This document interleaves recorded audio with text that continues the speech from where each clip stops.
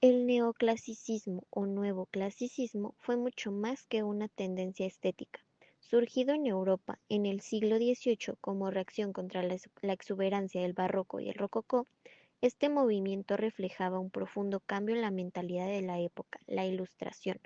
Hoy exploraremos este movimiento que con su énfasis en la razón, la sobriedad y los ideales de la antigua Grecia y Roma, moldeó el arte, la literatura, la arquitectura y el pensamiento político de un tiempo marcado por el cambio. El neoclasicismo surge a mediados del siglo XVIII, en plena era de la Ilustración. Esta época de las luces promovía la racionalidad y el conocimiento como herramientas para entender y mejorar el mundo. En paralelo se gestaba la Revolución Francesa, con sus ideales de libertad, igualdad y fraternidad. El neoclasicismo se inspira en los valores clásicos grecorromanos, la simplicidad, la armonía y el orden de la democracia, pero no solo en el arte. Estos ideales se convirtieron en un marco cultural y político.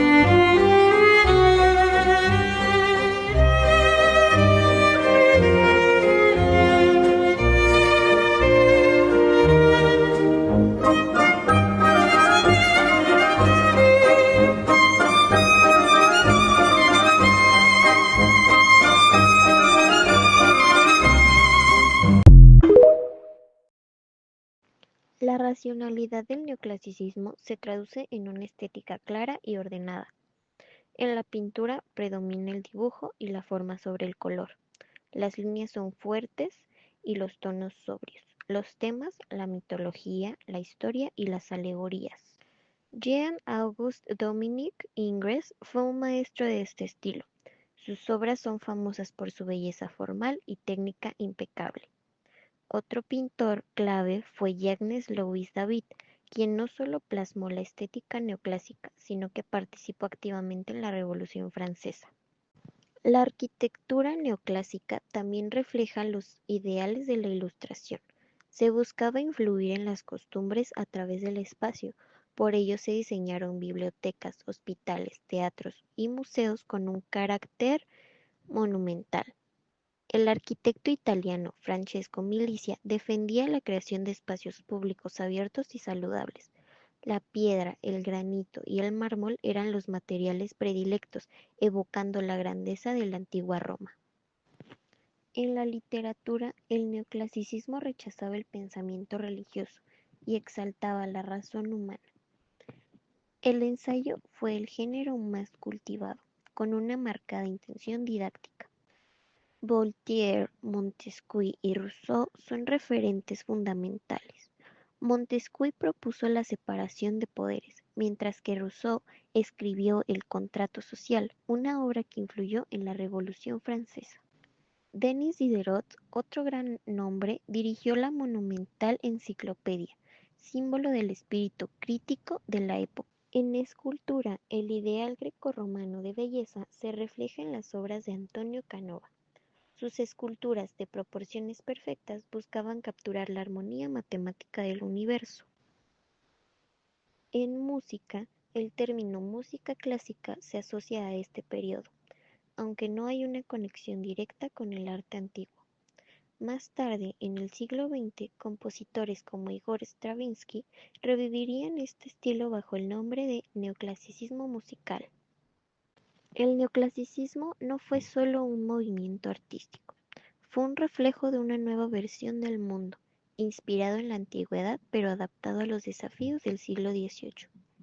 Sus valores de racionalidad, orden y libertad siguen resonando hoy. El legado neoclásico permanece en la arquitectura, en la literatura y sobre todo en la idea de que el arte puede y debe ser una herramienta de transformación social. Me llamo Jean-Auguste Dominique Ingres. Soy pintor, pero sobre todo soy un dibujante. Desde que tengo memoria, al dibujo he sido mi pasión, mi obsesión, mi lenguaje. A los 11 años mi talento empezó a hablar por mí. En mi juventud, a finales del siglo XVIII, tuve el honor de estudiar en el taller del famoso Jacques-Louis David. A David, pintor oficial de la Revolución Francesa, divinizado por muchos, pero nuestras visiones no pueden ser más diferentes, la verdad. Finalmente, en 1841, llegó el reconocimiento. Francia, mi país, finalmente vio lo que siempre había intentado mostrarles. Me encargaron de decorar las vidrieras de la capilla de Notre Dame. Fui senador, un honor que nunca busqué, pero que acepté. Las etiquetas. Ingres. Francia no siempre comprendió mi visión. Hubo años oscuros, miserables. Pintaba por encargo, sin ganas, atrapado en obras que no hablaban en mi idioma, pero nunca dejé de creer en el dibujo y en la línea pura. David representaba el frío clasismo revolucionario. Era rígido, calculado. Yo, en cambio, buscaba la belleza en el ideal, en la línea perfecta. Su taller no encajábamos. Supongo que estaba destinado a ir más allá de su concepción de arte. Mi amor por el Quattrocento italiano me llevó a Roma, donde pasé décadas y décadas estudiando a los más grandes maestros de allí. Entre mármoles y antiguos frescos renacentistas encontraba la verdadera inspiración. Etiquetas, neoclásico, romántico, realista, ¿qué importancia tienen? Nunca fui esclavo de las corrientes. Lo que me importaba era la verdad del dibujo, la perfección de la forma.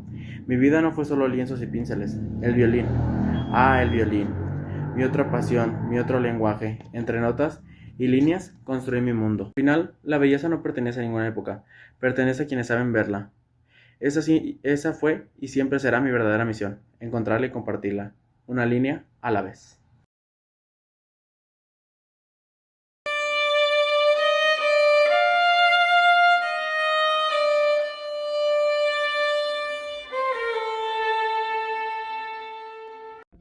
La Azur es una de las obras más emblemáticas de Jean-Auguste Dominique Ingres. Pertenece a su etapa neoclásica, aunque paradójicamente esa época ya había quedado atrás cuando la terminó durante 50 años.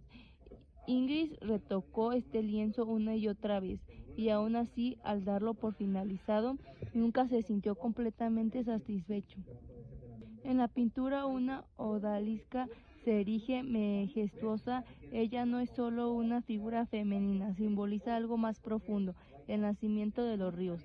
De ahí el cántaro que sostiene, del cual fluye el agua pura y cristalina. Esta iconografía tiene raíces claras en el Quattrocento italiano, una época que fascinó a Ingres durante toda su vida. En la SOR el dibujo es el verdadero protagonista. Para Ingres la línea era la esencia del arte, la base de todo. No se interesaba tanto por la pintura en sí mismo, sino por la precisión del trazo, la claridad de la forma. Sin embargo, eso no significa que descuidara los detalles. Al contrario, las texturas en esta obra son extraordinarias. La suavidad de la piel, la frescura de la flora, la transparencia del agua, todo alcanza su nivel de detalle, casi realista. Ingres dedicó medio siglo a perfeccionar este cuadro. Fue una obsesión, una búsqueda incansable de la belleza ideal. A través de cada retoque, cada trazo, intentó capturar esa perfección que tanto anhelaba. Pero al final estuvo satisfecho. No, como muchos grandes artistas, siempre creyó que podía hacerlo mejor. La suya es el testimonio de esa lucha constante por la perfección, una lucha que para Ingres nunca terminó. Más que un simple cuadro, la Azur es el reflejo del alma de Ingres, una obra en la que la línea, la forma y la pasión por el arte clásico se unen para crear algo atemporal, una fuente de vida y de eterna búsqueda. Aprobado por Chayanne.